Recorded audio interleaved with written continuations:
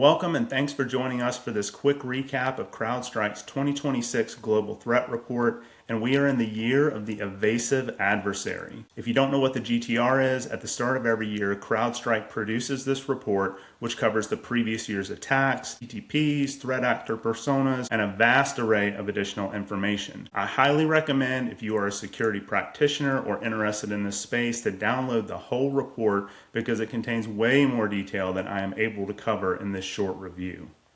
I'm Joel Cason, Principal Technical Architect with Cypress Tech Advisors. I've got over 20 years IT experience, been involved in multiple verticals, multiple technology areas. I have the opportunity to share, learn, and build with our customers and their security operations analysts and architects. Additionally, and the only shameless plug I'll give, Cypress can help with all the things I'll cover in this presentation. We'd love the opportunity to have a conversation with you if we can help. And as always, I strive to give the shortest sales pitch you have hopefully ever sat through. So with that, let's get into it. First, what can you expect here? I'm not going to go into exhaustive detail because if you want that, you can and you should download the report. Instead, I'm going to give you what I consider to be major trends here that also align with customer initiatives or conversations that I have regularly. The goal really is to hopefully educate you, but also to help validate your security goals and potentially even give you some ammunition if you're fighting a budget battle for more blue team capabilities. I will tell you that these apply to basically all verticals: technology, retail, logistics, telecom, financial services, manufacturing, healthcare. Unfortunately, nobody is safe. Once again, you simply can't have a presentation without AI in it, and in this report we have two facets to cover around AI. So first, adversaries are using AI to become faster, create evolving attacks and permutations, and simply become more dangerous. 89% increase year over year in AI-enabled attacks across multiple vectors, including social engineering. They are using public models, and in some cases doing their own building and training, almost experimenting with what it can do for them, which may sound a lot like your own AI initiatives at your place of business, but that's a separate conversation. This effort is greatly increasing their speed and improving their infiltration capabilities. AI is being used to script and code, actively evade security controls, and generate fake personas to improve interactions. At the nation-state level, they're even doing things like building entire fake consulting firms to target people with job recruitment strategies. Really, AI is making phishing tactics, which were already extremely problematic, incredibly hard to distinguish between fake and real. Fake accounts, personas, social media, and even deepfakes. Now let's look at the other side of this coin. AI is a threat vector. As you are no doubt familiar with and potentially being tasked with, companies are using AI to help augment or replace all sorts of business processes. So this many times means that any AI services are now becoming tier 0 level services that are business critical, and infiltrators absolutely know and understand this. They are leveraging prompt injection to try to break your guardrails, poisoning your data, manipulating your models, even creating malicious services masquerading as legitimate AI platforms. So if you're running your own in-house AI services, you need to prioritize securing them from abuse and misuse. Speed has become a defining characteristic here. 29 minutes average time from initial breach to compromise of high-value assets. 27 seconds, yes, seconds, the fastest. 4 minutes from initial access to data exfiltration,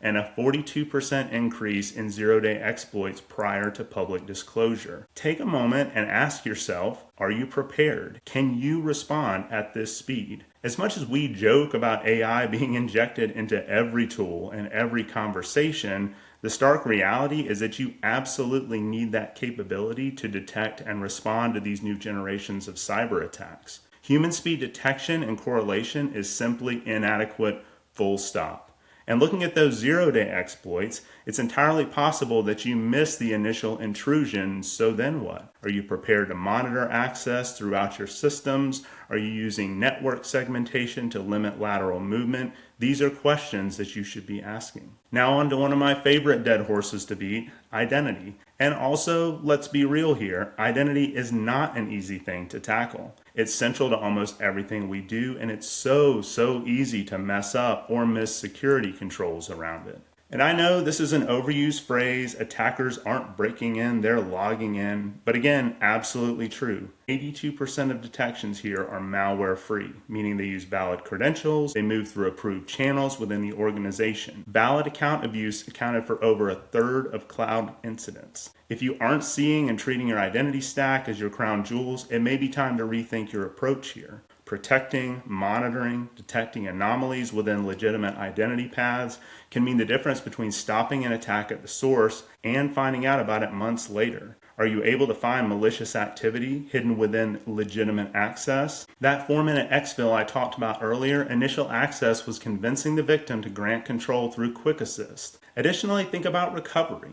These days we have not only multiple areas to control, on-prem, cloud, SaaS, but also a much more mobile workforce. A single user may exist in multiple locations using multiple services. If you're a hybrid identity shop, and that's almost everyone these days, are you protecting, monitoring, and able to recover not only on-prem identity, but cloud-based identities, enterprise apps, trusts, and authorizations? If an attacker flattened your identity infrastructure, could you recover? My favorite analogy here, as a true analogy connoisseur, is your phone contact list. If someone deleted and you couldn't recover your phone contact list, what would your day be like? I know my parents' phone numbers, I know my wife's, I know some random ones from my childhood, but other than that, when it comes to phone numbers, I don't know who you are. You're just a name that I touch on my phone. Again, treat your identity platforms, their security and their recoverability seriously, because I can tell you that threat actors want nothing more than to sink their teeth into them. Security tool fragmentation is a well-known problem for the security analysts, and attackers are exploiting this as well.